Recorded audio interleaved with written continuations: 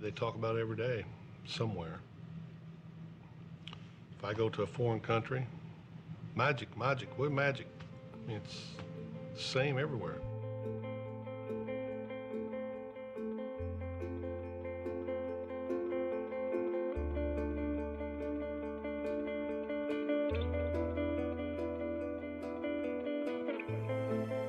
We don't have to see each other. We don't have to say hello. We don't have to call each other.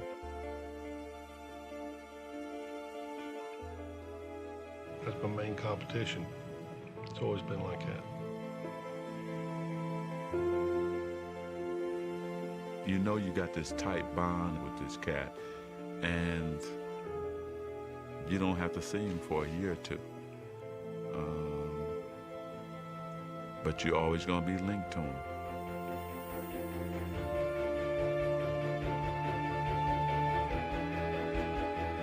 We got this connection that's never going to be broken. I mean, right to our graves. They'll be talking about this 100 years from now.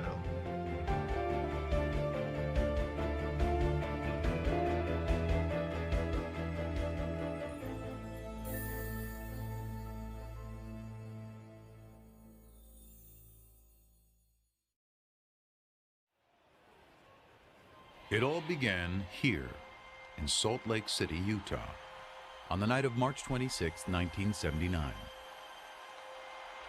It was the NCAA championship, Indiana State versus Michigan State, a game that still ranks as the highest-rated college final ever on television.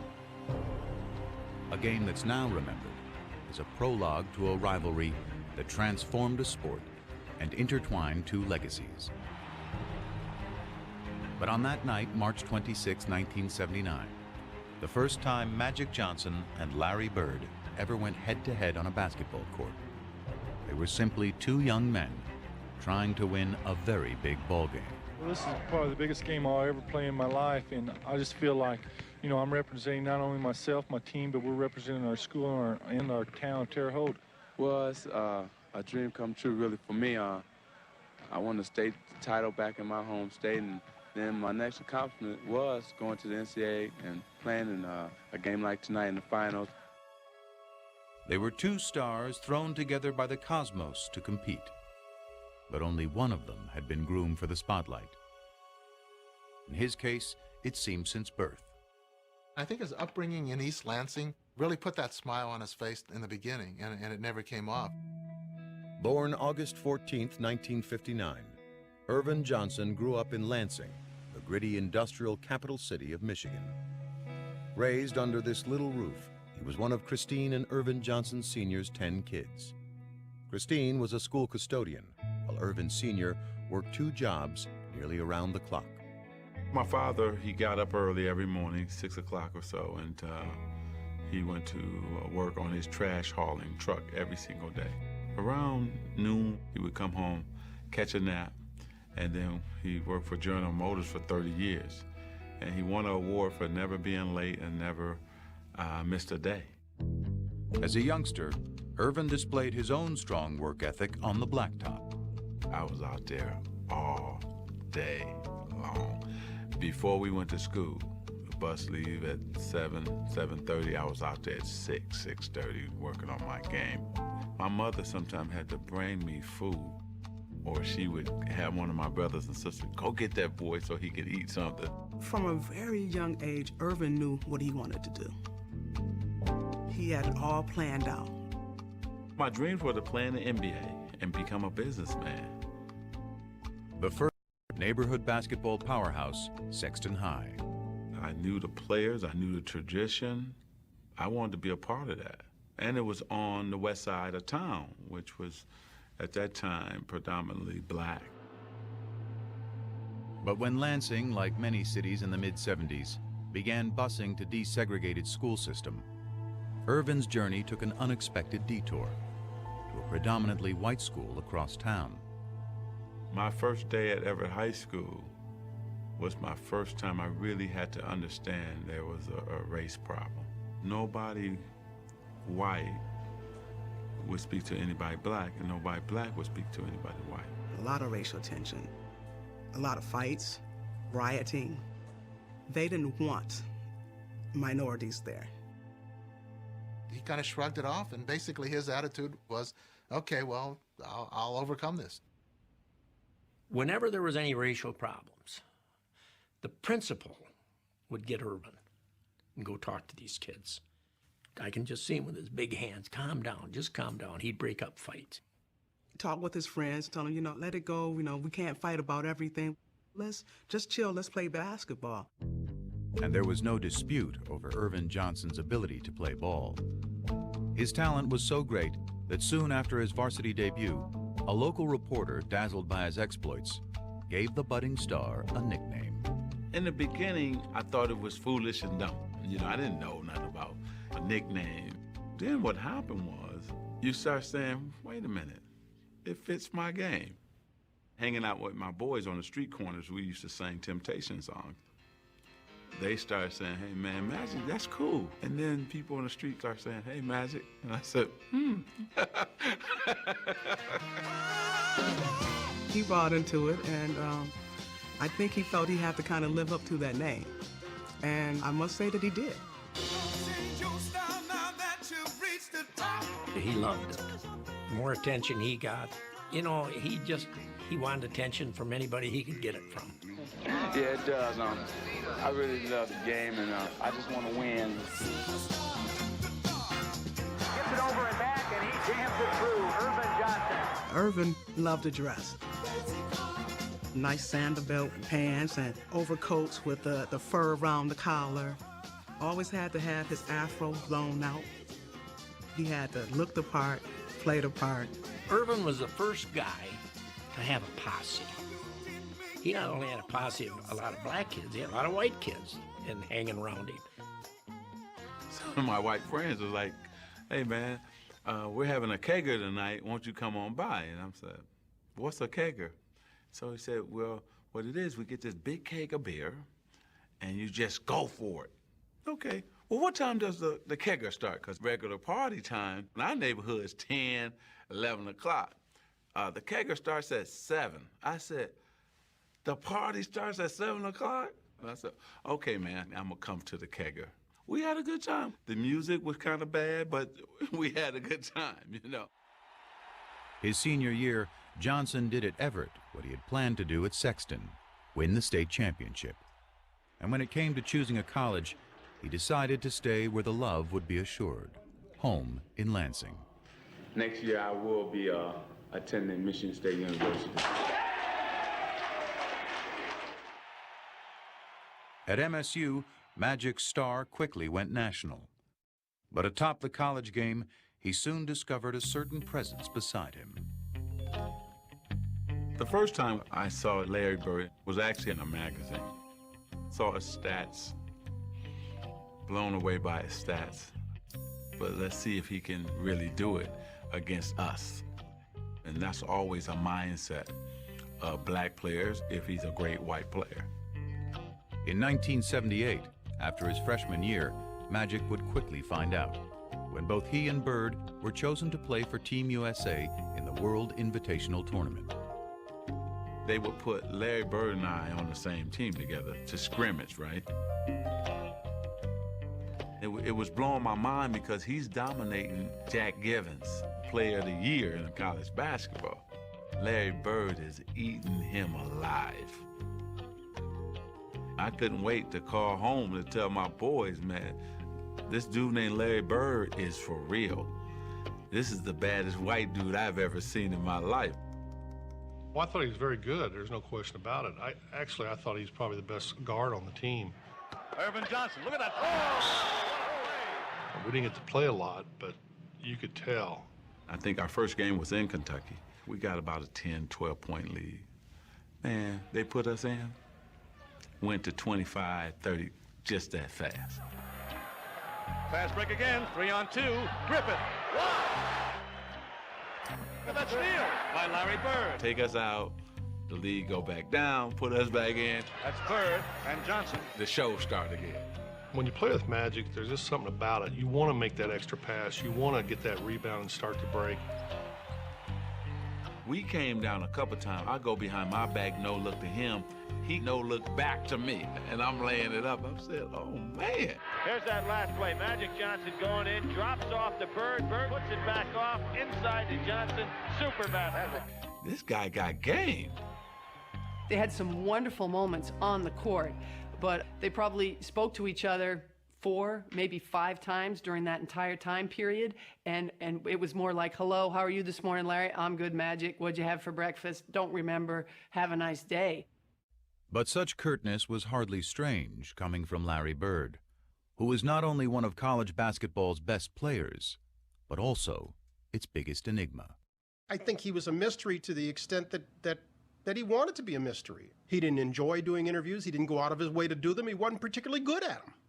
He was kind of like, hey, this is who I am. You want to know who I am? Watch the game. That's who I am.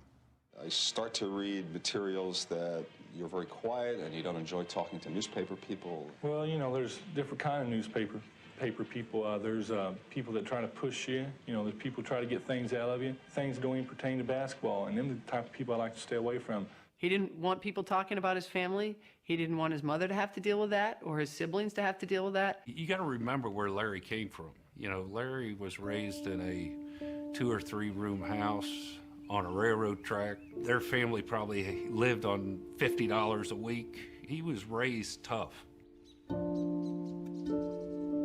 Larry Joe Bird grew up in southern Indiana, in the twin towns of French Lick and West Baden. The Valley, as locals call it, was a tough working-class area. Tiny and remote, it was one of the poorest places in the state. I didn't know that people made millions of dollars. I didn't know that everybody had a family car. I was in my own cocoon. I was in a small town with the people I knew, and I thought I'd live there for the rest of my life. Arriving Pearl Harbor Day 1956, Larry was the 4th of 6 kids born to Georgia and Joe Bird. Early on, he and his older brothers earned a reputation around the Valley. We were always considered troublemakers. We're either fighting amongst ourselves or there was always one of us fighting somebody. Larry was always one that kind of instigated things, you know.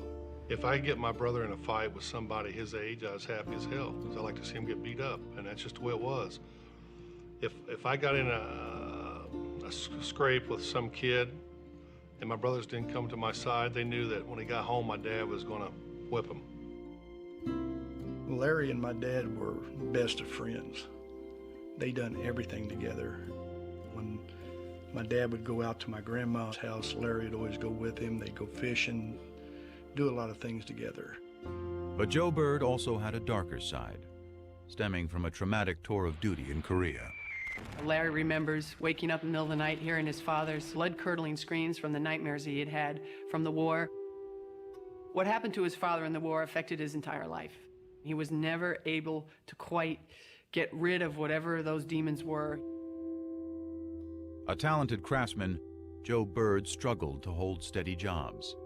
And even when he was working, his demons would, on occasion, drive him to the bottle. There were times when Joe went out with the guys and had a few beers and the wages didn't come home that night. And that didn't happen every day. It happened once in a while, but when money is as tight as it was for the Birds, once in a while was a major problem for their family. My mom sometimes worked late and sometimes she had 2 jobs, but that's the way it was. I worked at school during my lunch hours, worked at the local grocery store, put up hay in the summer. I mean, if you wanted money, you had to get it on your own. To young Larry, actions spoke louder than words. He was very quiet, kind of hung to himself a little bit. I saw Larry take an F in an English class because he had to get up in front of his peers and give a speech. He said, I won't do it. But he just could not get up in front of his friends and talk. He was that shy. Of course, next thing you know, when he knew it was time for all of us together at the gymnasium, there he'd be. The minute he'd get a basketball in his hand, things were totally different. Basketball was just, it came to me, seemed like easy. I didn't have the quickness, I didn't have jumping ability. I just thought the game out. By his senior year at Springs Valley High, Larry Bird had sprouted into a star. But Bird was from the Valley, hardly a hotbed of talent in the big-time world of Indiana hoops. The first thing they say, well, they don't play nobody down there. He's French Lick. They don't play nobody. I think that put a chip on his shoulder, always having to prove who he was and how good he was. He was good enough for Indiana University's Bobby Knight to come calling late his senior year. And folks in the Valley couldn't have been prouder. Their local hero was heading 60 miles north to play ball for one of the best college teams in the land. Once I got to IU, it didn't take long to realize that I was out of my cocoon, had over 30-some thousand students, that I didn't have the funds. First week and a half, I thought, man, this ain't gonna work. He left after 24 days. Let my mother down. She didn't talk to me for 2 months. But it didn't matter what other people said. To this day, I don't care. Back in French Lick, Bird took to working for the city, hauling trash and painting park benches. Meanwhile, by that winter, his father's demons had taken him to an even darker place. By this point, Joe and Georgia were divorced, and he was behind in his payments to the family. The police came by, and of course they all knew him. So Joe said, hey, I need a few hours to get my affairs together before you take me away. So he called Georgia and he said, you guys will be better off without me, and I'm gonna take my life. And he put the phone down and he killed himself. He shot himself. When Dad passed, you know, it hurt Larry. I mean, that was his best friend. He's gone now. But Larry didn't show it a lot. He just didn't say much, you know. He just kind of held it within.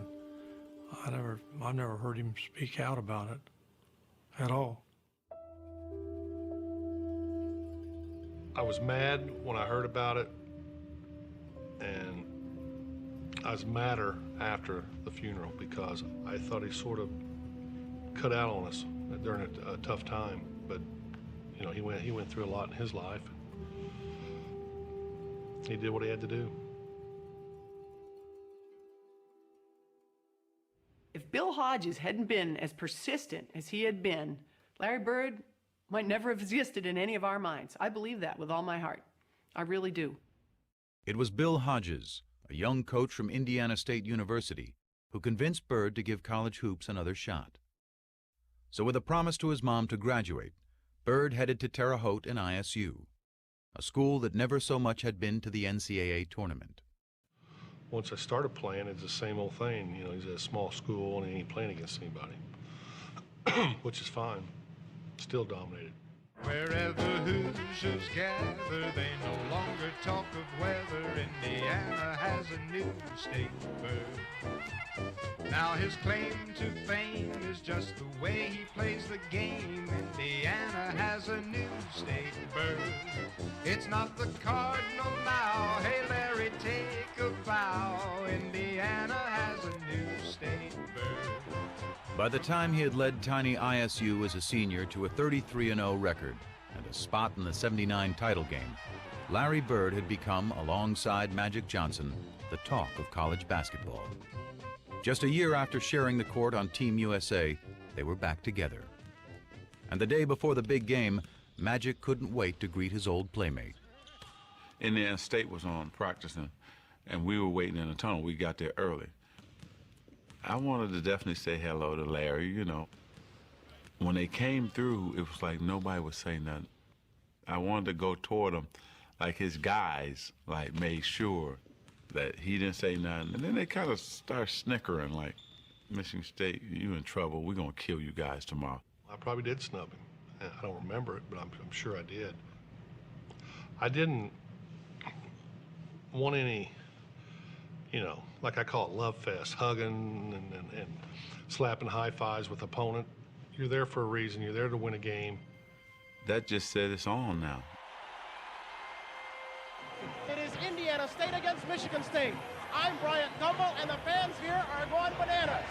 I mean, let's face it, if Larry Bird were black and came from Chicago, it wouldn't have been as big a deal. They were polar opposites. One black, one white, one outgoing, one shy. That was the charm of the attraction. The Bird against Magic. All of the superlatives have been used, and believe me, all of them have been warranted. Heading into the tournament, Magic was the bigger star. But by tip-off, it was Bird, having hardly missed a shot in the semifinal, who'd become the focus. of fans, and more importantly, of Michigan State. We actually had 2 men on Larry everywhere he went. There he is, Dick. Look at they have him sandwiched in completely. I'm surprised they didn't play a box on one, you know, 4 guys on Larry and 1 on the other 4, because they didn't have a lot of talent. You know, if you stop Larry, you pretty much stop them. Look at the pressure around him. 2-3 men, and he's short. I didn't play well at all. Biggest game of my life, I didn't play well. Way short. I think our length and our size, our jumping ability was able to bother him. Bird hanging, can't score. I didn't shoot well, missed, I think 3 free throws. Larry Bird has had a cold shooting night. I battled him, but I didn't have it.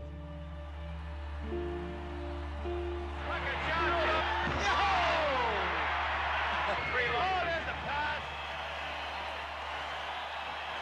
It's all over. Michigan State University, national champions, 1979.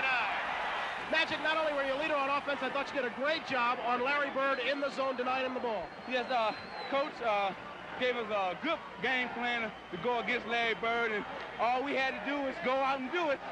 That's what we done. And congratulations, Super Bowl game.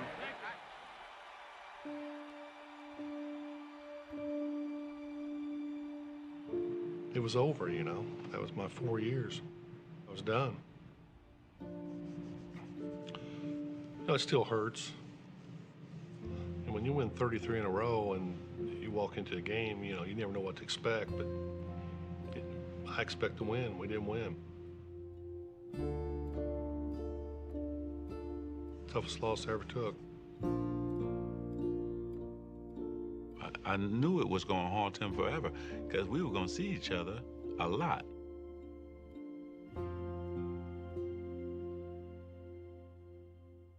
The National Basketball Association, in its 33rd season, is troubled by diminishing crowds and declining television ratings, signs that fan interest may be waning.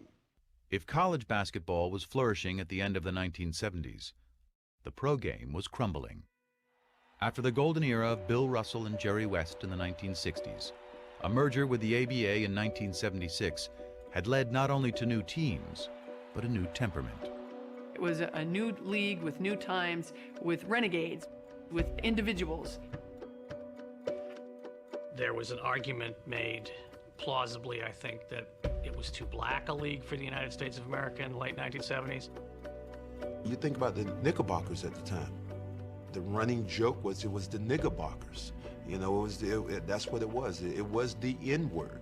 It's turning off a lot of white customers that are coming to the game, you know. Why? I think there's a conflict between the white and the black, and I don't enjoy going to basketball and seeing all black players.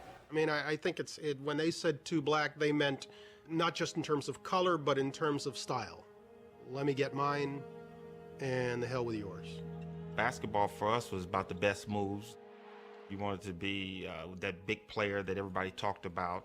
You wanted to be the one. You didn't think about winning championships or team play. And those were just the issues on the court. The NBA had this image of an all-black league with a bunch of guys who did drugs. The teams were losing money, and they had no sponsors. And that's pretty much a death knell right there. It's a known fact that you need your white superstars. You just need more white ball players on the team for the white fans to identify with. And in the newest member of the Boston Celtics, that's exactly what the league appeared to be getting. There's hope he can help solve professional basketball's difficulties, which some say are compounded by a question of black and white. The great white hope. What does that mean? Well, you know, it's very hard to say because there's a lot of great white players around, and I just hope that I can just fit in as well as some of them that has fit in. He ran away from that designation. He made it very clear, almost from day one, that he was not the great white hope. You know, the great players are the black players, and they're the best. Such deference meant little to black Celtics like Curtis Rowe, Sidney Wicks, and Cedric Maxwell, who looked at Bird and saw not the great white hope, but another case of great white hype. He didn't impress me no more than any white guy I've ever seen play before. I think that you would say that most black players at the time were racist, in the sense that we did not think that you could find a white guy who could play better than any black guy. When I walked in the first day of camp, them guys were on the floor stretching, and here comes the white savior, here comes this, here comes that. I sort of enjoyed it, because I knew I was going to battle them all day. But Curtis and Sidney didn't last long. They didn't even make it through the first practice, and they were cut. So then it was just Cedric. I'm thinking, oh, he's slow, he can't get off a shot. He's not that strong. This is gonna be a layup. Bam, knocks down a jump shot. Okay, maybe that was luck. Gets the ball again. Bam, knocks down another jump shot. Now I'm thinking like, okay, hey, you know what? I'm gonna D this guy up. I'm gonna show him what it's like. 20 feet away, bam. 25 feet away, bam. My mind just goes something. Damn, this white guy can play. It was a good thing, too. The storied Celtics might have been the winningest team in NBA history, but they were fresh off their worst season in 30 years. And in Bird, they had a player who was not only supremely talented, but tough enough to take on any challenge. I always played like everybody in the world was against me. I thought everybody was against me. I used to think up things to get me rattled before a game. He knew how to fight. I know that from off the floor. One night, somebody was giving one of his buddies a hard time, and Larry went over and, said, hey, this is my friend, and this guy was a pretty good-sized guy. By golly, they go out back, and the guy turns and says something to Larry, and Larry hit this guy, and I caught him. Hit him so hard, I go, whoa. He was from the old school, and that's how he played. Larry Bird plays it to the hilt, baby. I played the game hard, played rough. There was no frills about him. He came in, he threw elbows. There was nothing smooth about Larry. New Englanders like that. They're hardworking people. They like that that's how people view them, and that's what Larry was. Larry Bird follows his own shot. They also like winners. And when Bird led the Celtics to the NBA championship in just his second season, he was finally one of those too. Boston loved Larry Bird. It just wasn't so clear at first how much Bird loved the city back. There's only one place I'd rather be, French Lick. Thank you. Man, Larry was almost agoraphobic in his treatment of anything outside his hometown. He wanted to be the Wizard of Oz. He wanted to intimidate people and keep them at bay. The further we are away from each other, the more I like it. I had a nice little house. I had my little yard. I want to go from there to practice back. If we had a game coming up, I want to go there to the game and back home. It was all basketball. My whole life was basketball. If he was just sitting there with just me, you were looking around mumbling, trying to find things that we had in common that we could talk about. Now, we started talking about basketball, started talking about players. It was, that was great. U.S. history? Nope. We forced passes, we made errors down the stretch. Daily events? Nope. I made the shot, and from then on we was up by 2, and they had to get back in the game, which they did. Politics? Nope. Try to not do anything I can't do or do no more than what I can do. I just go out and try to do my basic game. He proudly dubbed himself the Hick from French Lick, and he looked every bit the part. But those who played him for simple did so at their own peril. One of the great ways, I think, of winding up with no money in your pocket is to think Larry Bird is dumb. Syntax is not intelligence. Unlettered is not stupid. He's got a great sense of humor. He just didn't show that to people. That didn't mean he didn't have it. He did, however, allow the public one small indulgence. You could come out on Saturday and watch him mow his lawn. Huge crowd started to stop. Larry Bird's cutting grass in front of his house. It's like he's mowing his lawn in the springtime. Larry is about doing things himself. And I think it's one of the things that made him so beloved in Boston. But as Bird navigated through his new world, he still had one eye fixed on a familiar foe in a faraway land.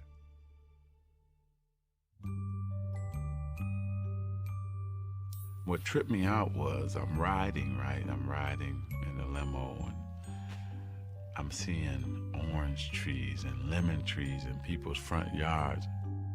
I said, stop, I gotta go pick an orange. Are you crazy? I said, no, I gotta do this. And so I ran up like a scared little kid, grabbed the orange and ran back to the limo. I'd never seen an orange tree. I'd never seen a lemon tree. I was fascinated.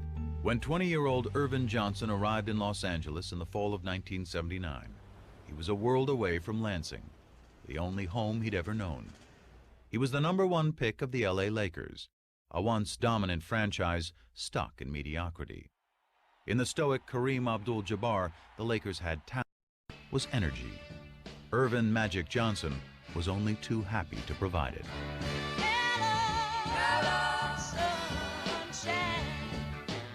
Lit the place up. Changed the franchise, changed the temperament. I changed it from the very first game. Skyhook up and good. Lakers win. Here it was, the first game of a long season against the lowly Clippers. And Magic was embracing Kareem as if they'd just won their 10th straight championship. It was like, man, this is a different kind of dude. From the day he arrived, he became the prince of the city. He reminded me of a guy who wakes up without an alarm clock. And that's what I used to always say. I want to be happy enough to wake up without an alarm clock because I want to go into my world.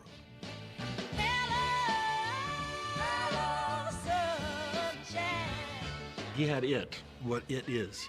As far as I was concerned, the it was not his ability or his size. The it was his attitude, was his leadership, was his mind. I mean, I don't have to talk about Game 6 at Philadelphia.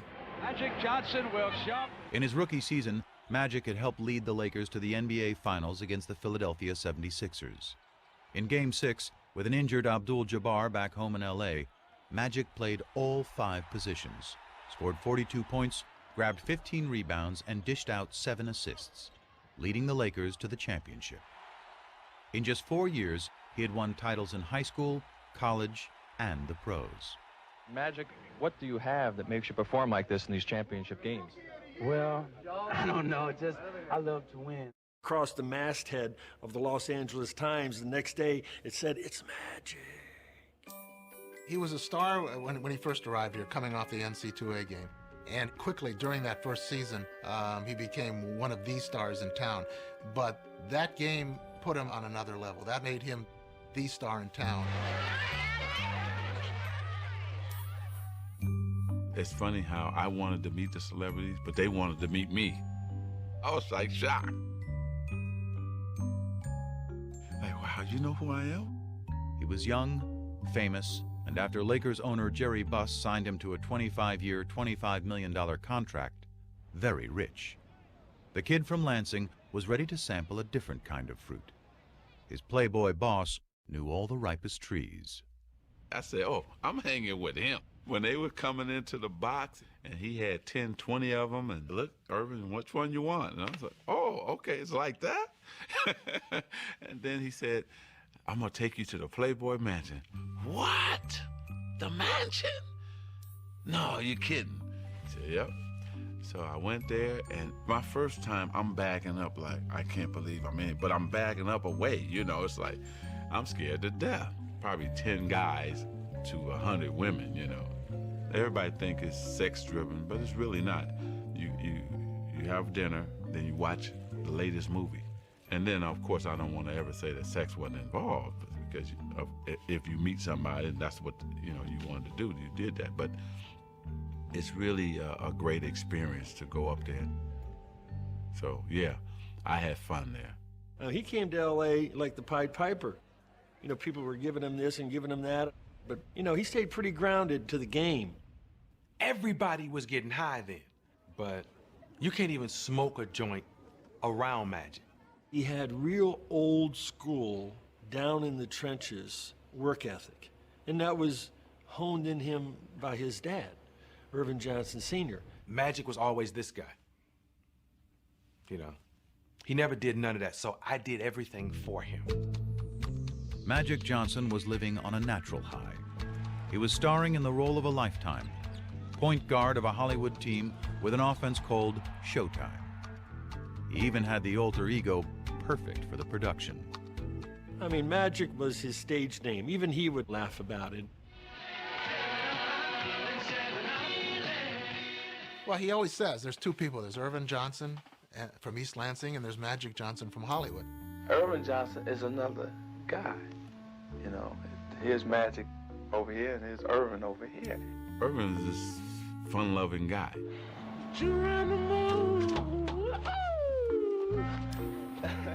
Magic was so serious and dedicated to his game, and he was a crazy, crazy competitor and a crazy man. Irvin, I think, is the smiling kid from Lansing. I think Irvin died about 25 minutes after the NCAA championship game. Irvin doesn't have the ego that Magic has. Magic got a crazy ego, and winning is everything. And Irvin wanted to, along with Magic, conquer LA. After having led the Lakers to 2 NBA titles in their first 4 years in town, Magic and Irvin were well on their way. I think Magic wanted to be friends with Larry Bird. He wanted to be friends with him on the World Invitational Tournament, and Larry just wasn't very receptive. I think he wanted to be friends with him during the Final Four. Larry wouldn't even go over and shake his hand. So now Magic's saying, well, what's with this guy? Everybody loves me. How come you don't love me? And then they get to their rookie year, the first time they play each other. Well, they have a very hard foul. And they have to be separated a little bit. And Magic's like, all right, well, the heck with this guy. You don't like me? Fine. All right, good. I don't like you either. You know, he's a very competitive player, and I'm a very competitive player, and we go head to head, and we go for blood almost. The vibe was nasty. It was ugly. It was we didn't like each other. I'm the one that did all that. To tell you the truth, I just don't want to be hanging around him. I mean, that was my main competition. And he couldn't escape the memory of losing to him in 1979. Oh, it ate at him bad that he didn't win that national title against Magic. That was something, it just burned him. It was one thing for them to be in the 79 championship. Magic had the better team. Everybody agreed with that. Magic had the better game. Fine. Now you get to the pros. Larry has this incredible year. Bird, a runner. It's good. But there he is, watching in a club while Magic Johnson wins a championship, and he's thinking, all right, I'm behind 2-0 now. I watched that game, and I couldn't believe it. I always wanted to play at that level. But what Bird couldn't possibly have known was that he had inspired Magic's performance when he was named Rookie of the Year earlier that same day. The PR person from the Lakers says, hey, Irvin, the Rookie of the Year voting has come out. And Magic says, okay, well, who won? He said, well, Larry Bird won. And Magic says, well, was it close? And he said, oh, no. He went out that day, yes, to try to win the NBA championship, but also to prove it to one Larry Bird. You know what? I should have been Rookie of the Year. Even though I won the championship, I still wanted to win Rookie of the Year, too. He won that championship. I was pissed. I want him one. But even after he had won one the next year, his obsession only grew deeper.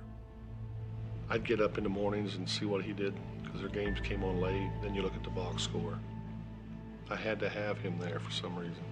It's like a crutch, somebody I can compare myself to. I hated what was being said, that Larry was better than me, and I'm just a guy who can control the game. My first 4 or 5 years, that bothered me a lot. I didn't tell nobody it bothered me, but it did.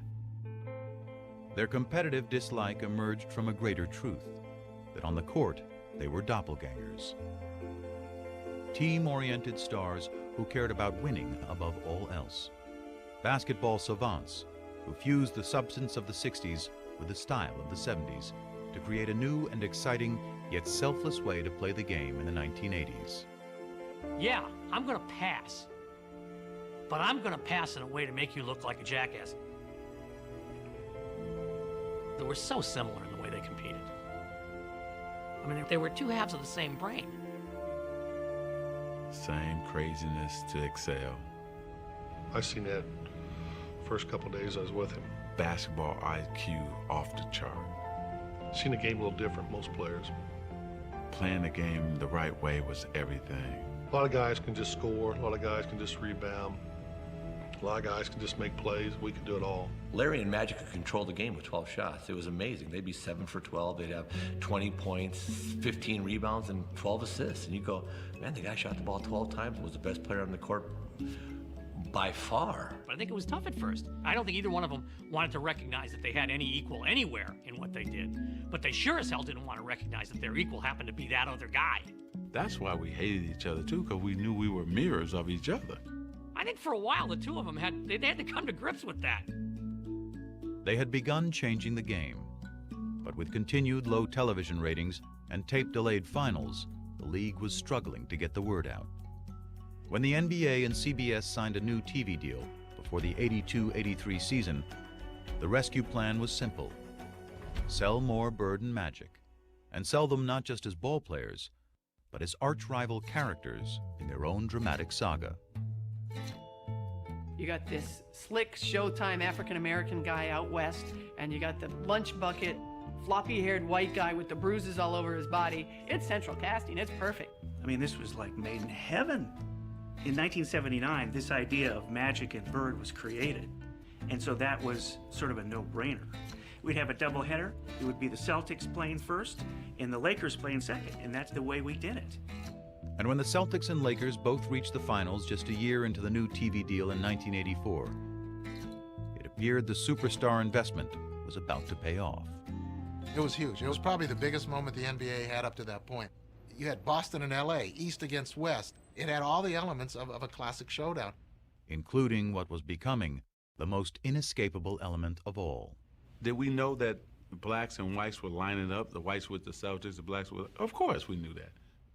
Even in the Celtics' own backyard. They land at Logan Airport at the 84 finals. He's getting accosted by various people who are telling him Larry's going to take him down. But this one older African-American gentleman comes up to me and goes, "Magic, I want to wish you well. Good luck. I want you to crush the Celtics." And he said, "Oh, well, where are you from?" He said, "Well, I'm from Boston." And he said, "You're from Boston and you're rooting for the Lakers? I thought everybody here was crazy about the Celtics." And he looked right at me and he said, "Now, why would I root for those white boys?" Boston, after all, was a town still scarred by the ugly busing crisis of the mid-70s. A violent period of urban unrest during which white had been pitted against black. The resulting taint on the city nationally, coupled with a Boston roster littered with white players, affirmed to many black Americans that the Celtics were not the team for them. Even today, people said, "You played with the Celtics, and you know I hated you at that time. You know, I wanted Magic to win. I didn't want that damn Larry Bird to win. We had all these black players, but they looked at us because we had Larry Bird leading us as a team that was white." They were perfect archetypes for what was becoming the biggest story in sports. But for the real-life players, the narrative was much simpler. It's finally going to happen. We get to go head-to-head again. It's just a matter of rolling that ball out there and let's get it on. Welcome then to the Boston Garden and the start of the NBA World Championship Series. I'm Brent Musburger. In each of the last 4 NBA World Championship Series, either Magic or Bird has competed. But this is the first time that the two have gone head-to-head for the title.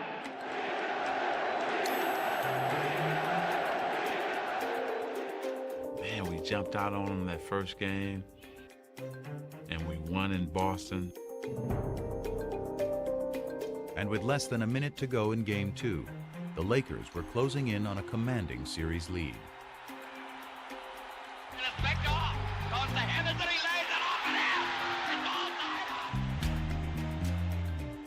From that point on, things began to crumble. Down to 9 seconds.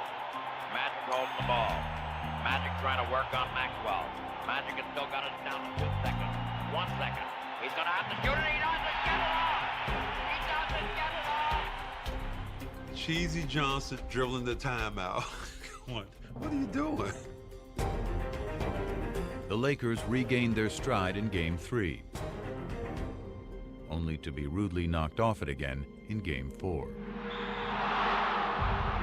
now let's watch it. Cooper and the Celtics, and now the bench is empty. When Kurt Rambis got taken out, We started fighting instead of playing. Kareem swings the elbow, and now is yelling at Larry Bird. Jaw to jaw. And it made us realize we were not mentally tougher than the Celtics. Magic's just not himself. To be sure they won't let the time run out as they did in Game 2. Harris steals the ball, and the Celtics call a timeout. There are a number of places where, Irvin didn't do what people expected him to do. Tied at 123. He misses the first. Johnson misses them both. Celtics want a timeout. Despondent, Magic Johnson goes to the bench. Bird turnaround, hits.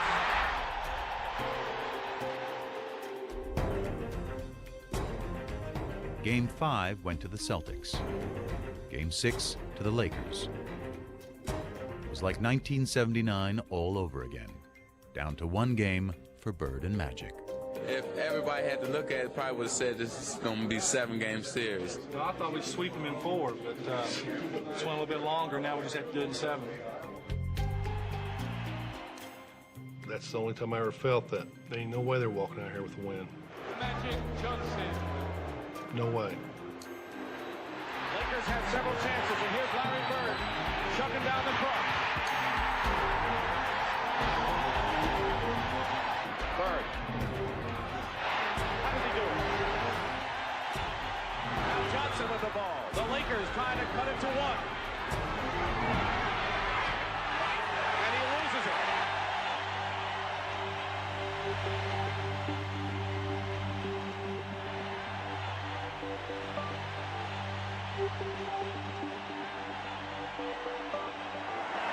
The Boston Celtics are the NBA World Champions.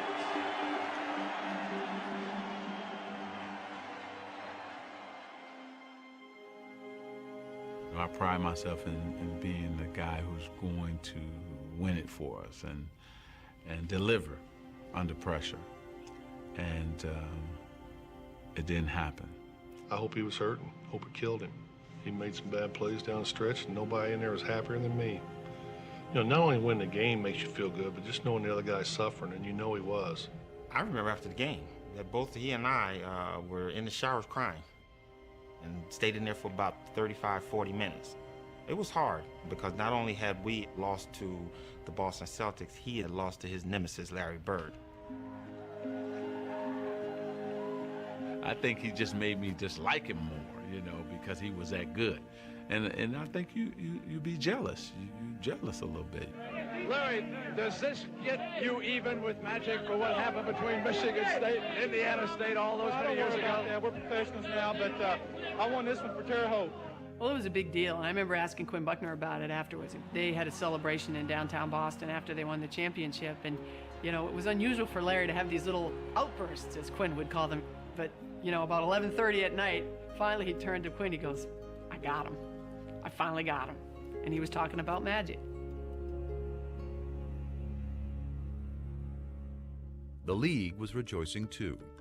Game 7 of the '84 series was one of CBS's highest-rated telecasts of the year, and the highest-rated game the NBA had ever produced. All of a sudden, whether it was at CBS or Madison Avenue, the sports writers around the country became phenomena. What is happening here?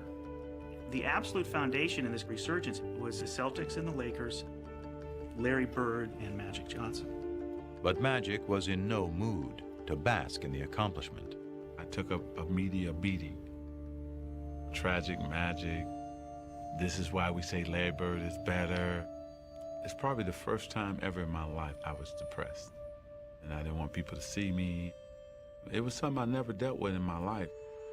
That particular series, that championship series, redefined his whole career because he never stopped working after that. Magic was on a mission to prove to himself and the world that with the ball in his hands, he was still the one in control. And after his Lakers ran through the '85 season, he quickly got what he wanted, another shot at Bird and the Celtics. They won the East, we won the West. So it's like everybody just get ready, sit back, and let's enjoy it. But that smile belied the intensity of the clash that awaited. If I had a glass of water and any of those guys had been on fire, I would have drank the water and watched them. They called us, chokers and sissies. We didn't like that, and they thought less of us. I knew they did. In '85, we played them 4 times in exhibition season for some reason. I don't know why they scheduled that. By the 4th game, there was an all-out brawl. They call this one of the greatest rivalries in all of sport, the Celtics and the Lakers. And if that is true, it is the most one-sided rivalry in all of sports. 8 times these two have met for the NBA championship, and 8 times the Celtics have won. At guard, in his 6th year from Michigan State, at number 32, Magic Johnson. But in the '85 finals, Magic changed the script. Over 6 grueling games, he masterfully controlled the pace with all-around brilliance. He has a triple-double again. Behind their point guard, the Lakers finally knocked out the Celtics, winning the clinching game in the Boston Garden. 3 in 6 years, LA comes to Boston and wins the world title. Redemption for one Magic Johnson. It's a long year last year to wait for this moment right now. Magic had evened the score with Bird on the NBA floor, but the significance of their rivalry and their relationship was still just taking hold. You crazy. I said, you're crazy. I'm not shooting no commercial with Larry. So I said, okay, what, we're gonna shoot it in LA? I would never went to LA to film it. Well, where are we gonna shoot it? If you want to shoot a commercial, come to my house. I was like, oh no.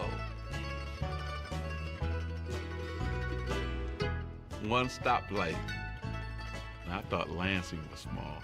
I think the plan was, I'm gonna go here, I'm gonna do what I'm supposed to do, and I'm trying to get up out of here. My plan was that.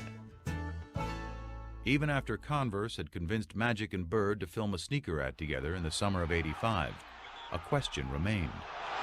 How would the two hated rivals on the court get along off of it?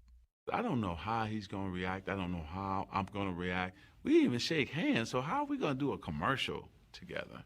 The ad was to be filmed at the home Bird had built for his mom. It featured a full-length basketball court, the day's first location. So they say, okay, you're playing one-on-one, and I'm looking at Larry, and he's looking at me like, is this real? Are we playing?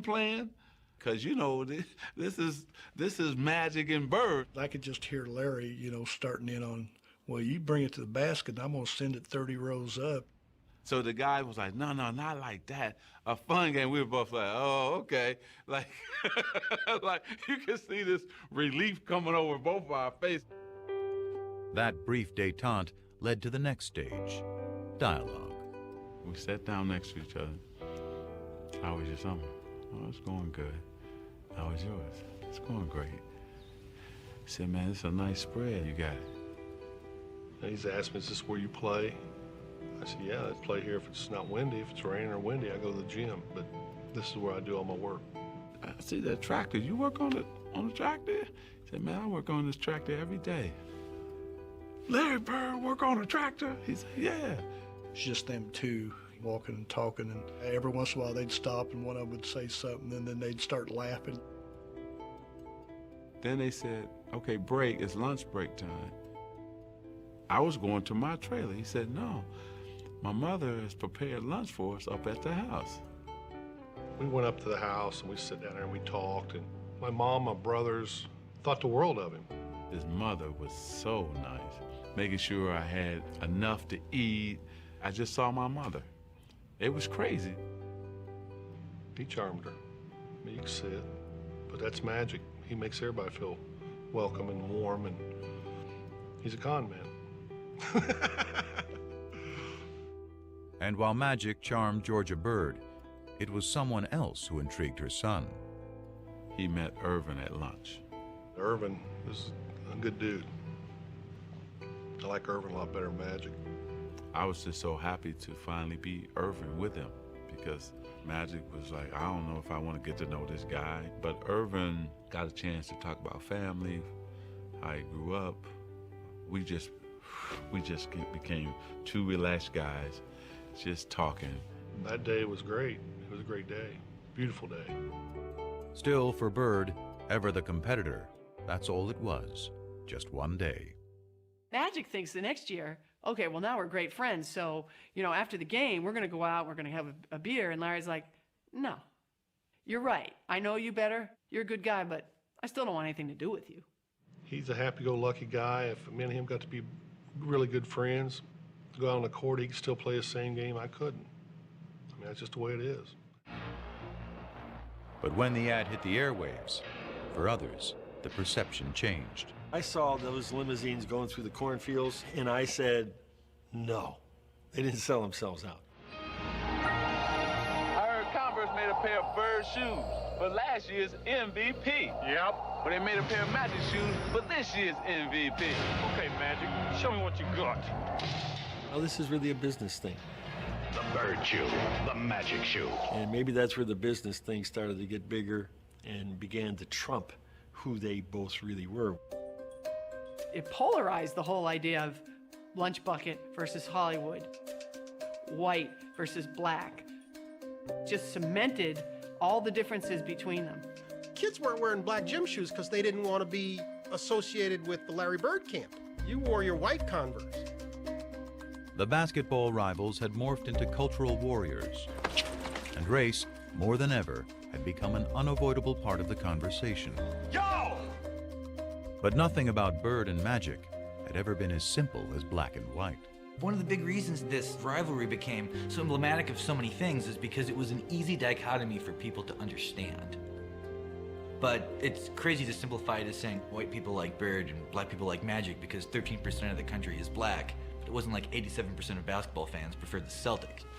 Who's your favorite basketball player? Magic Johnson. Who's your favorite movie star? Eddie Murphy. Pina, all you ever talk about is nigga this and nigga that. And all your favorite people are so-called niggas. It's different. Magic, Eddie, Prince are not niggas. I mean, they're not black. I mean, let me explain myself. Has the N-word ever been used by a white person to describe Irvin? I doubt it. But as Magic enjoyed his image as a crossover star, it was Bird, the one-time great white hope, who had further emerged as the polarizing racial figure, due in part to that era's increasingly conservative political climate. The rolling back institutionally of the achievements of the civil rights movement were going on apace from about 1975 on. But the triumph of the movement that rolled it back took place in the 1980s. And I think there was people who were very aware in the black community of what was going on. And I think there was a lot of sublimated frustration. And I think one of the ways it got sublimated was into basketball. And I think Larry, through no fault of his own, was the receptacle within which the lingering resentments somehow floated. And after Bird led the Celtics to the championship in 1986, his third in the pros, winning his third straight MVP award in the process, the resentment grew. I always felt that the press was biased in favor of Larry Bird. It always felt to me like they were gonna make Larry the hero. You know, you'd see somebody score and Larry would be in a cast in a suit on the bench and they'd say, Larry Bird made that possible a couple weeks ago when he told that guy he could do it and he just did it. They gonna get his motherfucker the assist and he not in the game? Not to be racist, but we have a white guy who's the best in the world. It's predominantly a black sport now. And you got a guy like Larry Bird who can't run, who can't jump, but can do everything out there. That don't mean nothing to me. It don't mean anything to me. It never has. I don't know why. I mean, am I doing something wrong here?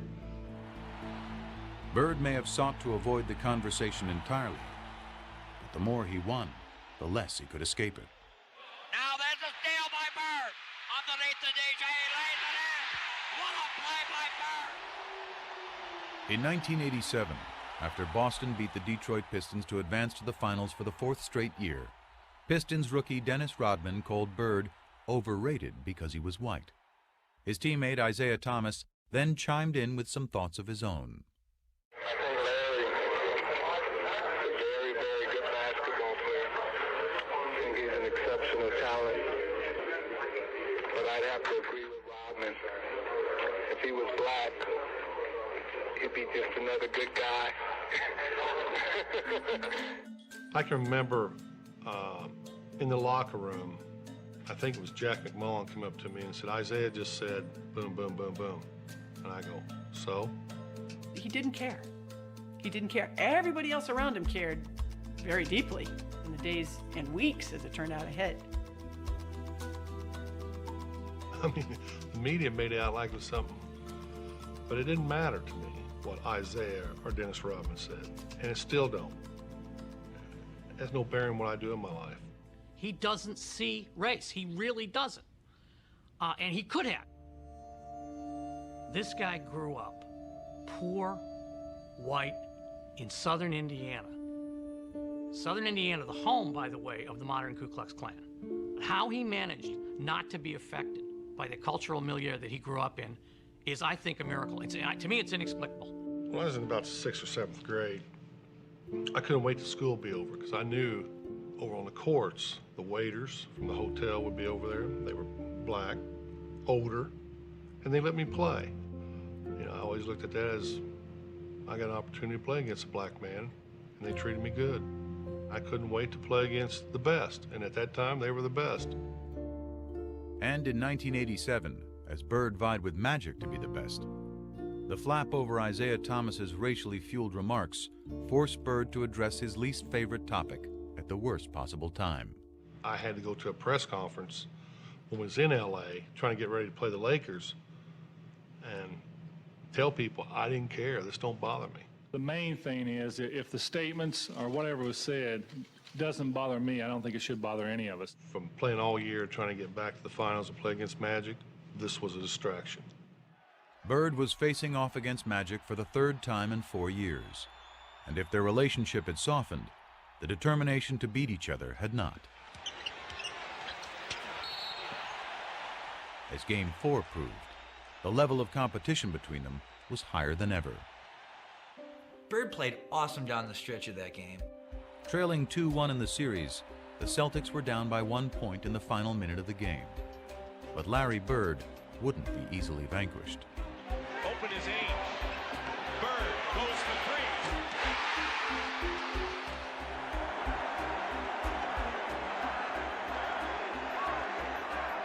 With 7 seconds left, though, the Lakers still had life. 3 years earlier in the '84 finals, Magic had flubbed a similar situation. But this was a different Magic, one with a whole new bag of tricks. My man switched to Kareem, and Kevin McHale jumped out to me. As soon as I saw Kevin, I said, oh, I'm taking him. You know, Magic puts it on the floor, a couple head and shoulder fakes, and he raised up in the air. And there was nobody that was going to get that shot.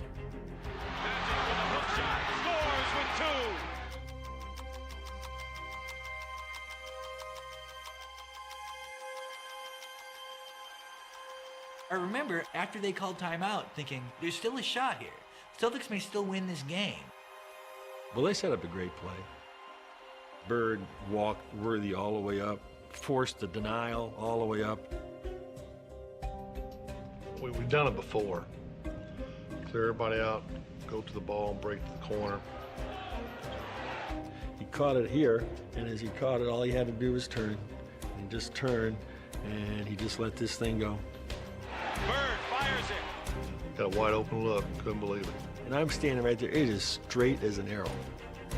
Dead on. And the Lakers have won.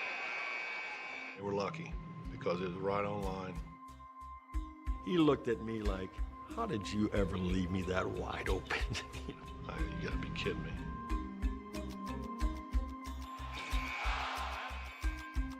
Changed the whole series. The Lakers won the series in 6, and in the aftermath of a year in which Magic had won his first MVP, the rivalry suddenly took on a new tone. Magic's just a great basketball player. He's the best I've ever seen, you know. Unbelievable. I don't know what to say.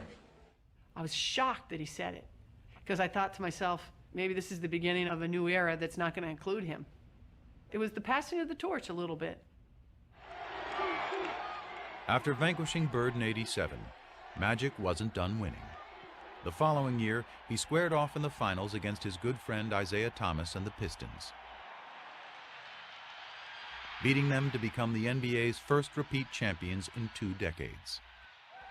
By the dawn of the 90s, he'd won 5 titles, played in 8 finals, and equaled Bird's MVP tally of 3. But the more Magic won, the less Irvin seemed to be around to reap the spoils. Once I tasted the champagne and the championship, I wanted more of that and more of that. So Magic kept growing because we were successful.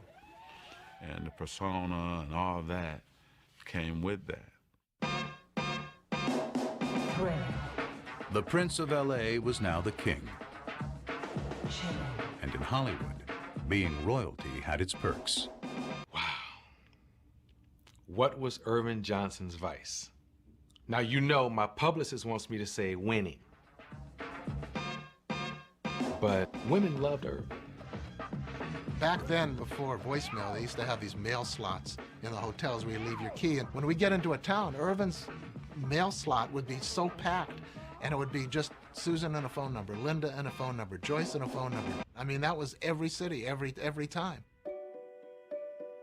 I was on top of my game as Magic, so I needed all that around me at that time. The women, the this, the that, Hollywood.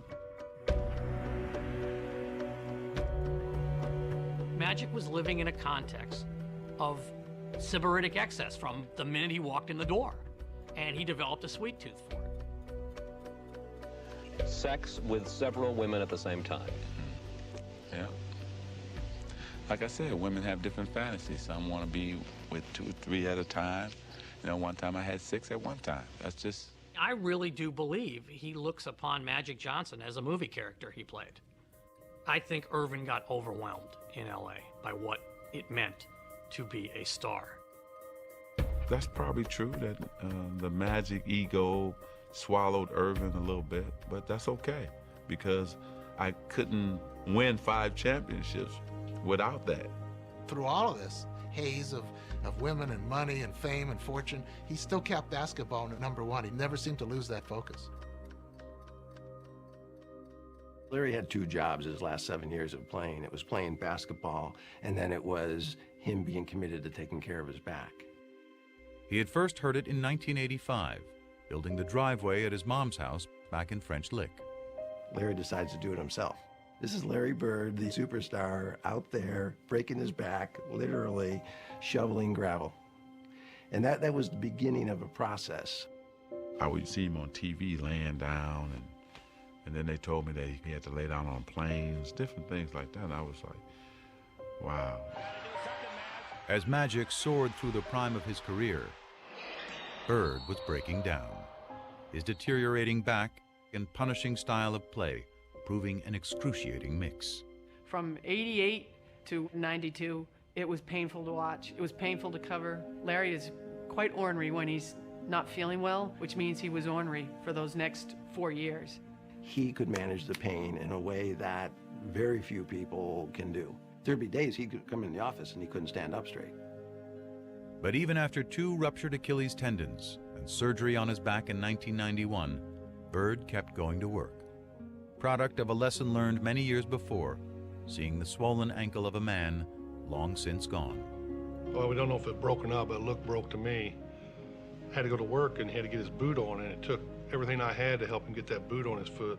And he stood up limping, and he says, well, I'll see you this weekend, because he was working construction at the time. And I was pretty amazed how he could fight through that all week, then come home on the weekend, and it was black and swollen, and he'd sit around on the weekend and put that boot on and go again. If you get paid to go to work, you got to go to work. It was a situation that he was seeing almost daily. He had lost the structural stability in his spine, so it would slip into abnormal positions to try and lock itself to get an artificial stability. That's like getting your finger stuck in a door and somebody's still pushing on the door. So what we had to do was unlock his spine, realign it, do techniques that would hold that for 4 hours, 6 hours, that type of thing, and then he'd go play basketball.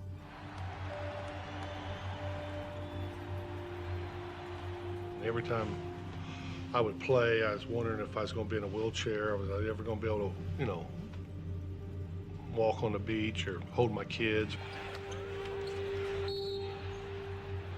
His pain in his quest for basketball became all-encompassing. Very few people really knew what Larry was living with, because this was Larry's issue, and there was no sharing of his pain. You know, I probably should have retired in 88, 89, but it's that competition. Maybe one more chance, me and Magic could get together in the finals, but it never happened. I'm sleeping, really, laying down, just waiting on the game, and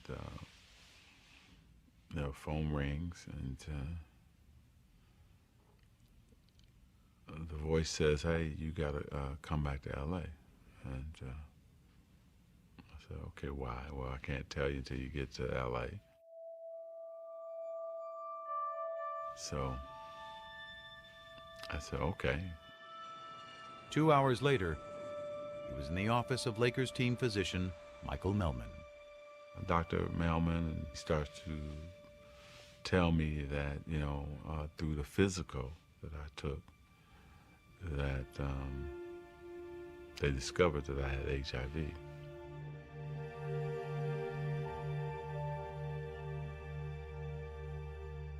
First time ever in my life, I'm such a control freak, right? And do things the right way.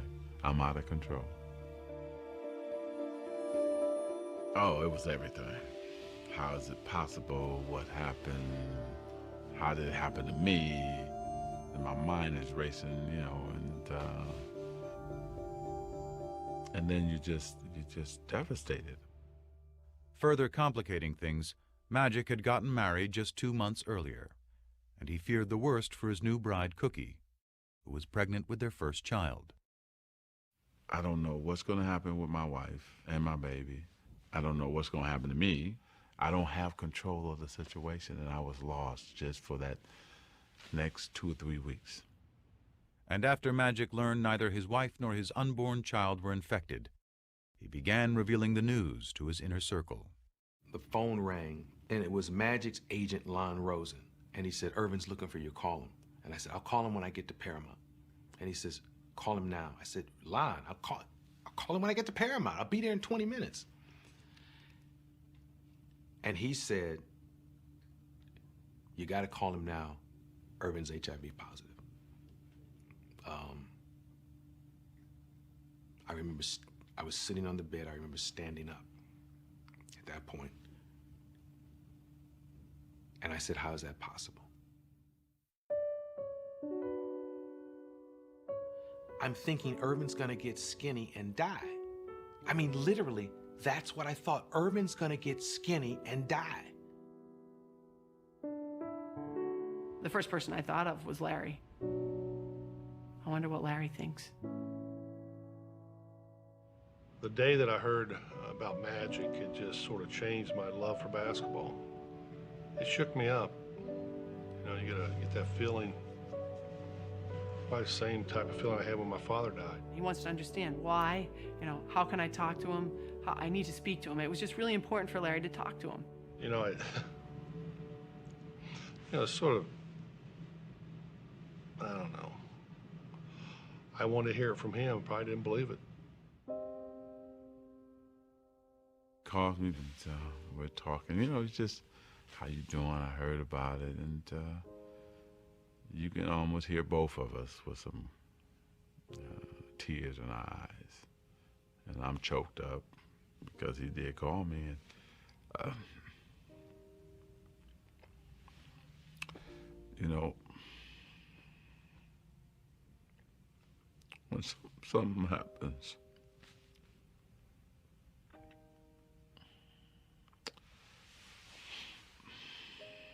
to you,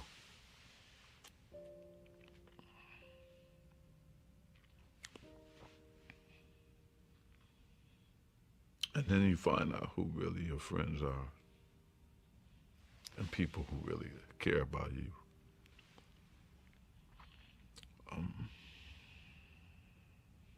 You figure all those battles all those things we had to go through as warriors, as competitors, and as men. And here this man says, hey, you know what, man, you're okay. And so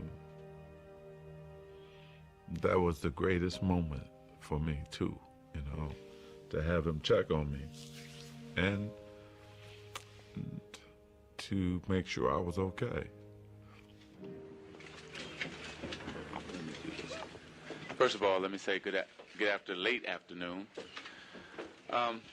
Because of the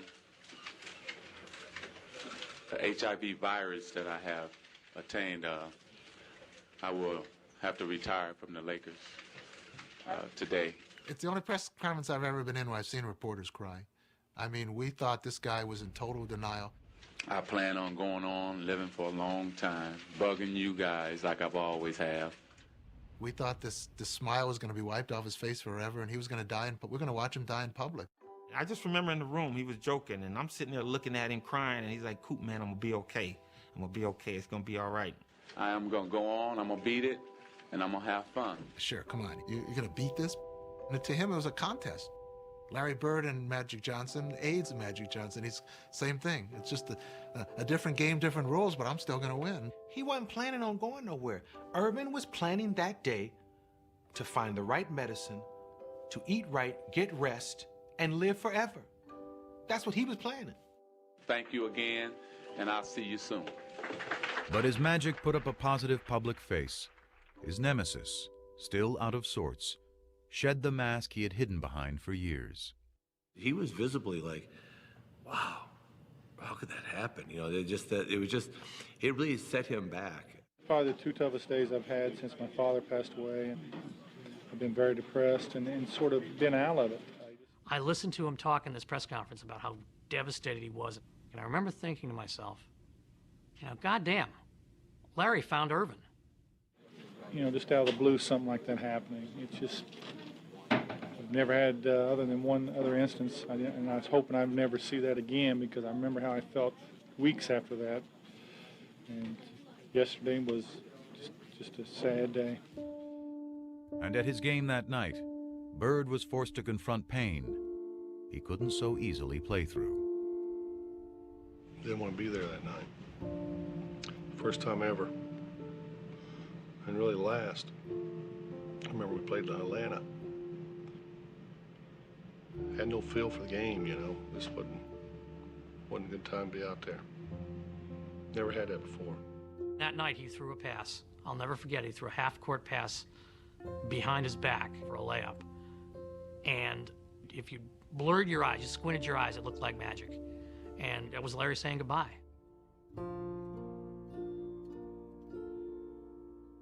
You know, I mean, this competition thing is amazing, what it does to you. What you put your body through and what you do and what you say and how you feel. And knowing that he's not there wouldn't feel right. But I think it's all them years that, you know, what's he doing? What if he's practicing this hard? I bet he shot 500 shots a day and I didn't get 500 in. It's always that mind games. Bird played through the 91-92 season, his last in the NBA, but a part of him was already gone. I didn't check the papers anymore, you know, it didn't matter. I still wanted to compete, you know, but it wasn't the same. It really wasn't.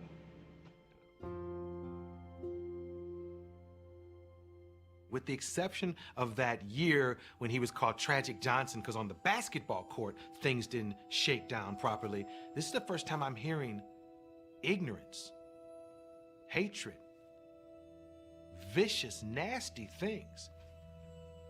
There was some of my former teammates who had their own little things that they were talking about and why this happened to me. You know anybody else that's heterosexual that got it? Come on, man. You're in denial. I've been called gay, faggot, Urban's lover. I've been called all that shit. Lon Rosen got a call from Isaiah Thomas asking, you know, I keep hearing Magic's gay. And Lon said, well, for crying out loud, you know better than anybody he isn't. You're one of his best friends. And he said, well, We don't know what's going on in Hollywood, and the fact that Isaiah was questioning why he got this, I think it was really, really hurtful to him. He used to say, you know, I don't want people to stop shaking my hand and giving me my hugs. He loves to be loved. And that's what bothered him the most, that people would change in relationship to him. He would show up at the Lakers facility to work out and to shoot some baskets, and he'd try to engage his teammates and say, hey, you want to play a little one-on-one before practice? And, oh, geez, no, I can't. I got to go get taped. Or, oh, geez, I got work to do. I got to do something else. The worst thing of all of this, that I couldn't play basketball. I don't even think dealing with HIV, it was I couldn't play. The game, the surroundings was his whole world. That's his personality. When you take that away, you know, you're hurting. I knew he was hurting in a big way. The only sex is safe sex, and that's no sex. As basketball went on without him, Magic performed ably in his new role as HIV educator and spokesman. I'm helping every way that I can. But he still pined for the arena, which had made him a star. So when he was invited to play in the 1992 NBA All-Star game, he jumped at the chance, promptly stealing the show and winning MVP honors. But that was just a warm-up. For the encore, Magic had up his sleeve. He's not done yet, because we're going to go to Barcelona and bring back the gold for everyone here in the United States. Thanks, man. For the first time ever, NBA players would be competing in the Olympics. And Magic, armed with a message, was not about to miss the show. It would have proved to people that you were not going to get the disease playing against me. And then also for me too, personally, you know, it was therapy. It was a way to say, man, yeah, you get to do this one more time. There was also one other perk. I think playing with Larry was very important. That's something they talked about. I mean, he was going to be on the dream team. He was going to be with Michael. He was going to be with Barkley. But he was going to play with Larry. Magic kept saying to him, I just want to get you out on that court one more time. Let's just have one more sequence like we had all the way back in 1978. But it was interesting that with Magic being the one that was HIV positive, he felt great. He was in the best shape of his life. I got a smile on my face. He had worked so hard to make sure he didn't go there as a token player. And here was Larry, who couldn't even practice, who could barely move. But you know what? Didn't matter. We were still together. You know, didn't matter. Hold me close and hold me fast. The magic spell you cast. This is La Vie en Rose. When you kiss me. And when he got his opportunity, he switched a few. I see La Vie en Rose. And who's taking the last shot with the game on the line? When I got my opportunity, I still was Magic.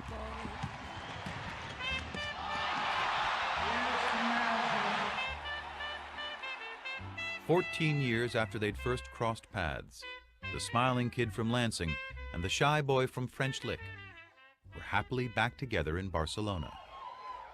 But it took just one glance outside their hotel's front door each morning for them to see that as far as they had come, they were as far apart as ever. The only way you walk out that door if you wanted attention. But I asked this guy, I know, how can you get around this? There's got to be a way. Lo and behold, there was a side door. You can go wherever you want. I was going to tell him about it, but seeing that smile on his face, the closer you got to that front door, come on. He didn't want no side door, you know Irvin. You go right in the middle of them. Turn the long way, sweetheart. There you go. I'm going out the front because that's who I am. I don't go out the back. I don't go out the side. But that's not me. If you want to go somewhere in a hurry, there's a door that leads you there. and I found it. I respected him for that. And so, hell, I would try to find a slide door for him. And we never tried to change each other. That's what made this relationship great.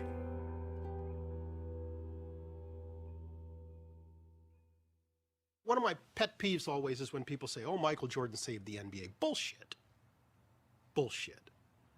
Magic and Larry saved the NBA. That's who saved the NBA. Magic and Larry. Magic and Larry. Bird and Magic.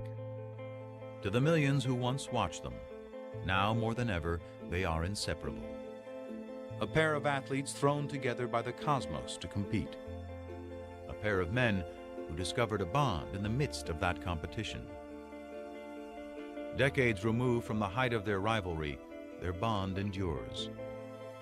Two impossibly different men with a connection only they can fully grasp. It's almost like a private little club, and only the two of them are in it. And every once in a while, they need to show up to have a reunion and pay their dues to each other. But they don't need the day-to-day contact that most friends need. It's just not that kind of relationship. But I always get this good feeling when I know I'm going to see him, because he makes you feel good. You know, he really does. He's unbelievable. He's very private, but if he's your friend, man, you got a friend for life. And Larry Bird is a straight shooter. He'll tell you when he don't like you.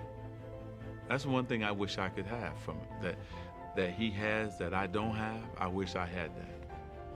I mean, he walked in here, this whole room would change, and maybe that's what I always wanted to be, but I just couldn't.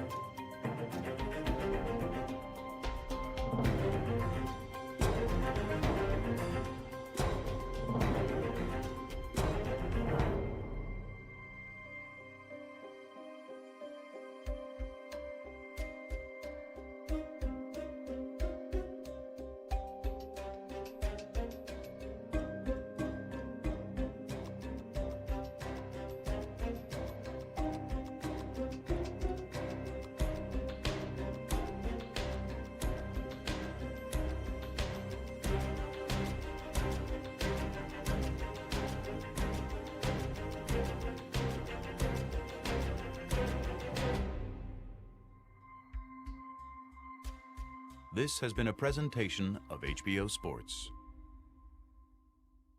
Comes up short, offensive rebound. Curry again. And Curry hits a three. Tie game. The